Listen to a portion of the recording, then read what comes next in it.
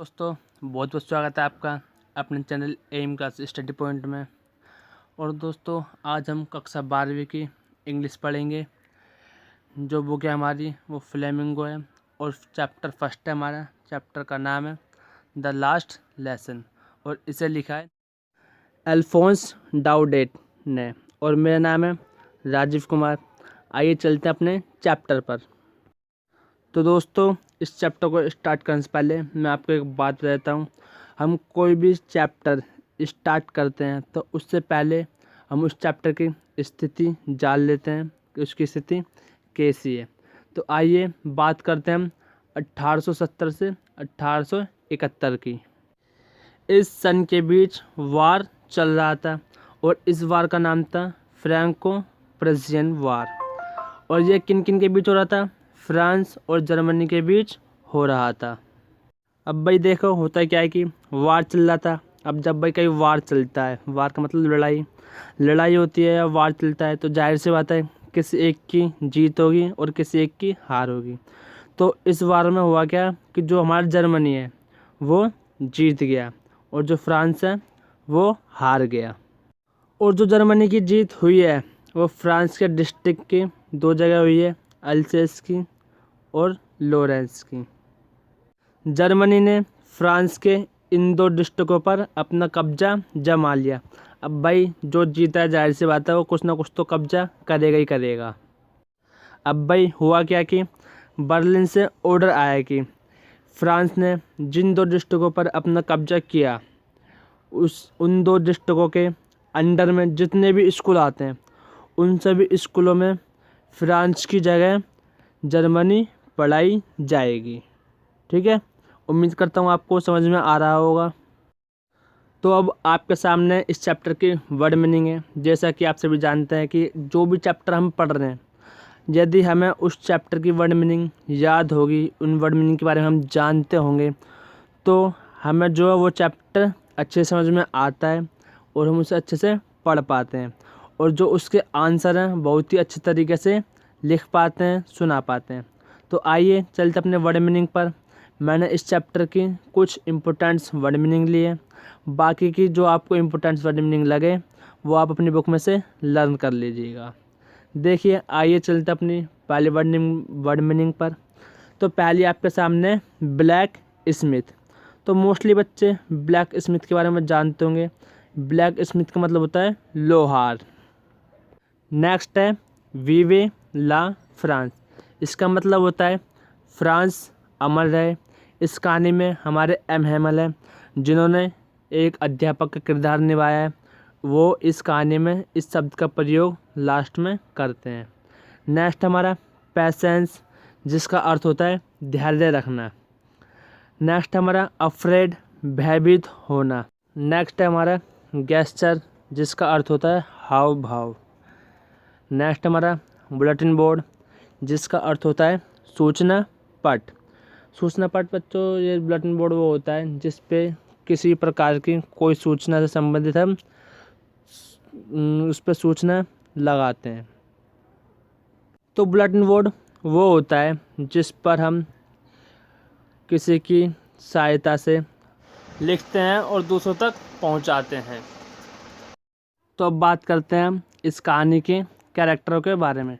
तो इस कहानी में बच्चों 2 ही महत्वपूर्ण कैरेक्टर हैं, इम्पोर्टेंट कैरेक्टर है सॉरी।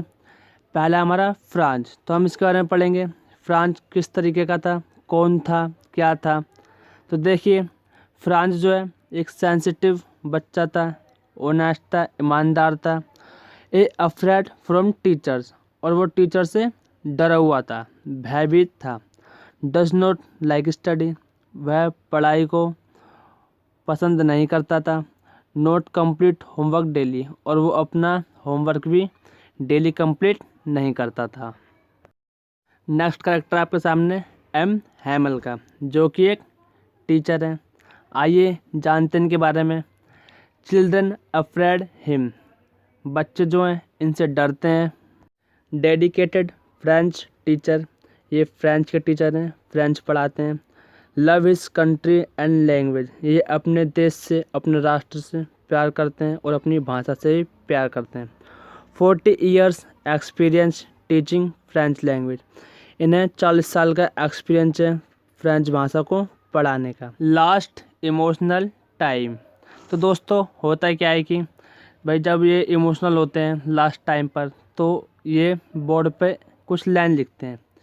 वीवे ला फ्रांस, फ्रांस अमर रहे।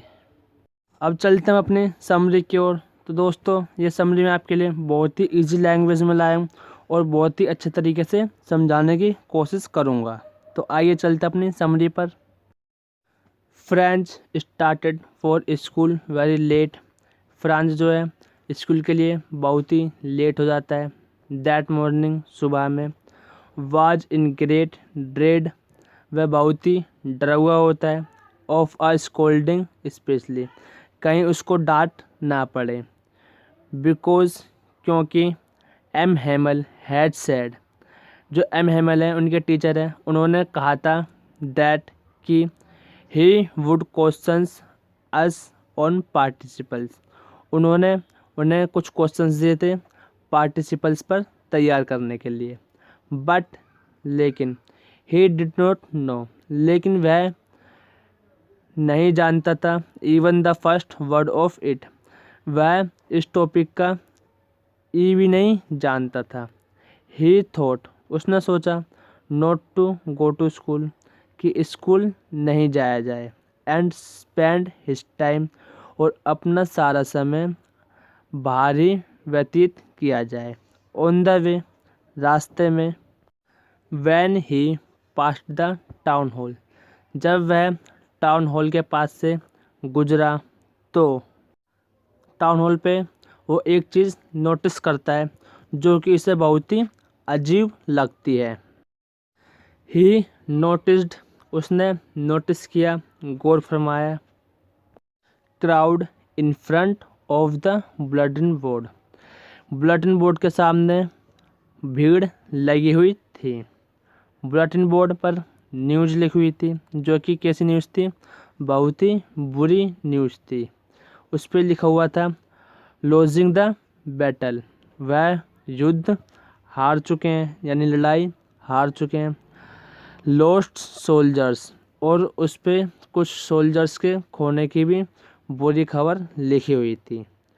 Finally he reached the school, आखिरकार वह स्कूल पहुंचता है।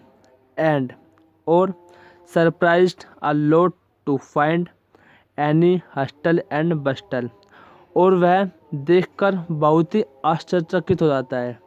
और वो आश्चर्यचकित इसलिए होता है कि वह जब भी पहले कभी क्लास में एंटर किया करता था तो बच्चों की चहल पहल हुआ करती थी, शोर शराबा आता रहता था, टीचर्स पढ़ाते रहते थे। लेकिन आज ऐसा कुछ भी नहीं था, कोई चहल पहल नहीं थी। एवरीथिंग इज क्वाइट, सब कुछ शांत था। लाइक संडे क्लास, जैसे कि आज कोई संडे क्लास हो। ऐसा लग रहा था कि जैसे संडे क्लास चल रही हो, बिल्कुल शांति, किसी प्रकार की कोई भी आवाज़ नहीं हो रही थी। थ्रू द विंडो, विंडो से झांका। ही नोटिस्ड, उसने नोटिस किया। All the students were sitting, सभी स्टूडेंट बैठे थे। ही अफ्रेड एंटर द क्लासरूम, वह डर गया कि मैं क्लास के अंदर कैसे जाऊं, यहाँ तो सही बच्चे एकदम शांत बैठे हुए हैं, इसका मतलब टीचर क्लास के अंदर बैठे हुए हैं और ज़रूर ही कोई गंभीर स्थिति है। बट लेकिन अपोजिट हुआ, जो उसने सोचा था उसका अपोजिट हुआ, कि Mister Hamel said him politely to take his seat, Mister Hamel ने उसे कहा पोलिटली, नम्रतापूर्वक, टू टेक हिज सीट, अपनी सीट पर जाकर बैठ जाओ। फ्रांस ने देखा। हिज टीचर, उसके टीचर ने, was wearing a beautiful green coat and black cap, उनके जो टीचर है उन्होंने बहुत ही सुंदर सा प्यारा सा ग्रीन कोट और काले कलर की कैप पहन रखी थी। तो इसमें क्या अजीब है, क्या थोड़ा मतलब वैसा है, तो जो टीचर है फ्रेंच के, वो इसमें अजीब ये है, इस बात का अजीब ये है कि जो उनके टीचर हैं ये ग्रीन कोट और ब्लैक कैप डेली नहीं पहना करते थे। डेली नहीं पहन करके वो कोई ख़ास दिन पहनते थे, जैसे कोई ओकेज़न हो, फेयरवेल हो, मतलब कोई ख़ास दिन हो तभी पहना करते थे। तो वो ये देख के चौंक गया कि उन्होंने ये ड्रेस आज क्यों पहना हुआ है। तो उनके टीचर ने ग्रीन कोट और ब्लैक कैप क्यों पहन रखा है, हम ये नीचे वाली लाइन पढ़कर पता कर लेंगे। Mister हैमल start speaking. Mister Hamel ने बोलना शुरू किया एंड सेड, और कहा, it is your last lesson. ये तुम्हारा जो है आखिरी पाठ है या आखिरी अध्याय है। बिकॉज क्योंकि an order has come from Berlin not to teach French language. क्योंकि ऑर्डर आया है बर्लिन से कि अब यहाँ पर फ्रेंच लैंग्वेज नहीं पढ़ाई जाएगी। It is your last lesson. वो कह रहे हैं कि ये तुम्हारा आखिरी अध्याय है, आखिरी लेसन है फ्रेंच लैंग्वेज का। Mister Hamel sad, mister Hamel ने कहा, French is the most beautiful language in the world. जो फ्रेंच लैंग्वेज है वो बहुत ही सुंदर, बहुत ही प्यारी भाषा है पूरे संसार में। तो दोस्तों ये जो लाइन है, ये जो उन्होंने पार्टिसिपल्स दिया था, ये उसका पार्ट नहीं है। ये लाइन उन्होंने भावुक होकर बोली थी, क्योंकि उस समय पर माहौल ही कुछ इस प्रकार का था। That day M Hamel taught. उस दिन एम हैमल पढ़ा रहे थे विद पैसेंस, पैसेंस के साथ, एंड एक्सप्लेन्ड एवरी पॉइंट, और उन्होंने एक एक पॉइंट सारे अच्छी तरीके से उनको समझाया। एट द एंड, अब हम देखते हैं लास्ट की बात की लास्ट में क्या हुआ। ही ट्राइड टू स्पीक, वे बोलना चाहते थे, बट समथिंग, लेकिन वे कुछ बोल नहीं पाए। ही कुड नॉट स्पीक, वह कुछ भी नहीं बोल पाए। एनीथिंग, कुछ भी नहीं। So he turned towards the blackboard, वह ब्लैक बोर्ड की ओर मुड़ गए, टर्न्ड हो गए। टूक अ पीस ऑफ चौक, उन्होंने एक चौक का पीस उठाया। Wrote a large as he could vive la France, और उन्होंने बड़े बड़े अक्षरों में कुछ लिखा, और जो उन्होंने लिखा वो क्या था, वीवे ला फ्रांस, फ्रांस अमर रहे। विदाउट स्पीकिंग एनीथिंग, कुछ भी ना बोलते हुए, he gesture to us with his hand, उन्होंने बस इशारा किया, गेस्चर्ड इशारा किया, विद हिज हैंड अपने हाथ से। School is dismissed, you may go, अब वो कहते हैं कि तुम्हारा स्कूल ख़त्म हो गया है और अब तुम जा सकते हो। और अब चलते हैं अपने इम्पोर्टेंट क्वेश्चन आंसर पर, जो कि आपके लिए बहुत ही ज़्यादा मोस्ट इम्पोर्टेंट हैं और मोस्ट रिपीटेड क्वेश्चंस हैं इन दी बोर्ड एग्ज़ाम। तो आइए चलते हैं अपने क्वेश्चन आंसर पर। What had been put up on the bulletin board, क्या लिखा हुआ था बुलेटिन बोर्ड पर। ये हम समझ में पढ़ चुके हैं कि बुलेटिन बोर्ड पर क्या लिखा हुआ था। आइए देखते हैं आंसर क्या है इसका। The news of lost battles, उस पर न्यूज़ लिखी हुई थी कि जो बैटल्स है वो हम हार चुके हैं। And the order of the commanding officer, और ऑर्डर आया है कमांडिंग ऑफिसर का, had been put up on the bulletin board, there was also new order from Berlin, एक नया ऑर्डर आया था। कहाँ से आया था, फ्रॉम बर्लिन, बर्लिन से आया था।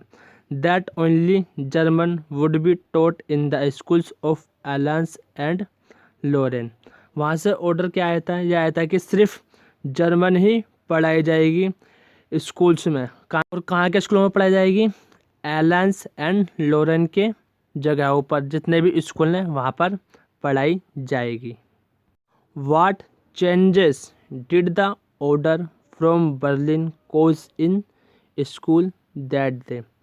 उस दिन क्या बदलाव आया स्कूलों में जब बर्लिन से ऑर्डर आया। देखिए, the order from Berlin cost many changes. जब बर्लिन से ऑर्डर आया तो कुछ चेंजेस आए, कुछ बदलाव आए। आइए देखते हैं क्या क्या बदलाव आए। इन स्कूल दैट डे, उस दिन स्कूल में।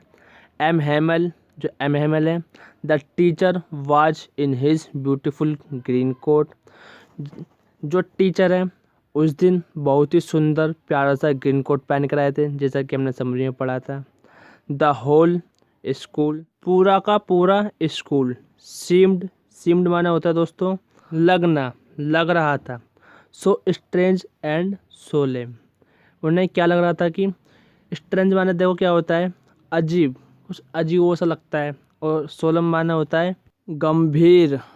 अब देखिए होता क्या है कि पूरा का पूरा स्कूल बिल्कुल अजीब सा लग रहा था, ऐसा लग रहा था कि बहुत ही ज़्यादा गंभीर स्थिति हो।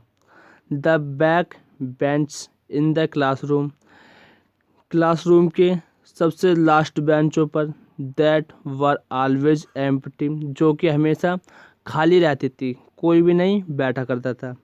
वर occupied by the village people who were sitting quietly on those benches. वहाँ पर जो है गांव के बूढ़े बुजुर्ग लोग, वृद्ध लोग पीछे वाली बेंचों पर शांतिपूर्वक बैठे हुए थे, जो कि ऐसा पहली बार हुआ था स्कूल में। अब तीसरा इम्पोर्टेंट क्वेश्चन आपके सामने, why was French reluctant go to school. अब देखिए दोस्तों, आपके सामने वर्ड मीनिंग है रिलुक्टेंट। अगर आप इसको समझ लो कि ये क्या होता है तो आप पूरा क्वेश्चन समझ जाओगे कि क्वेश्चन क्या कहना चाह रहा है। तो इसका मतलब होता है दोस्तों अनिच्छुक, यानी इच्छा नहीं होना। तो ये कहना चाह रहा है कि फ्रेंड जो था उसका स्कूल जाने की इच्छा क्यों नहीं थी। आप सभी जानते हैं कि उसकी इच्छा क्यों नहीं थी।